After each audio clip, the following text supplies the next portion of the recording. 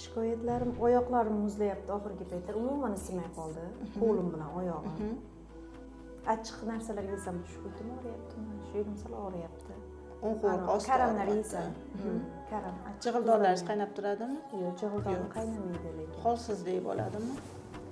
Holsizlik yo'q, oxirgi paytda erinchoq bo'lib qolganman, hech narsa ish yoqmaydigan. Dangasa bo'lib qolganman. Yotoqchilar, to'g'rimi? Hech ana tomog'ingizda balg'am turgandek bo'lib qolmayaptimi oxirgi payt? Yo'q, faqat charchoq, qo'l oyoqda muzlash ozgina. Shu. Oyoq ostida yoqimsiz og'irlik hissi bor.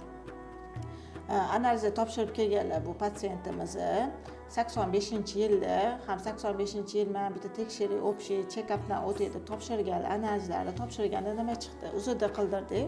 Bu qonlarda shamollash chiqqan, o't tufaylarda dimlanish chiqqan.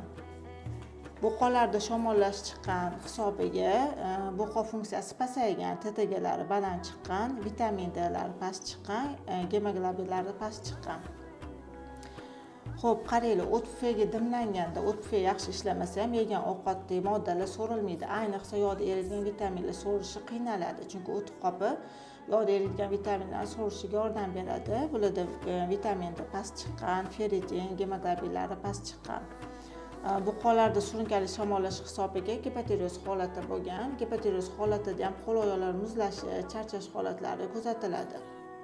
Sizda ham shunaqa shikoyatlar bo'lsa, bemalol kelib analizlarning javobini topshirib, bu check-up deyiladi, ya'ni shikoyatga qarab turib, o'sha analizni topshirsanglar, shunga qarab tashxis qo'yib davolab beramiz.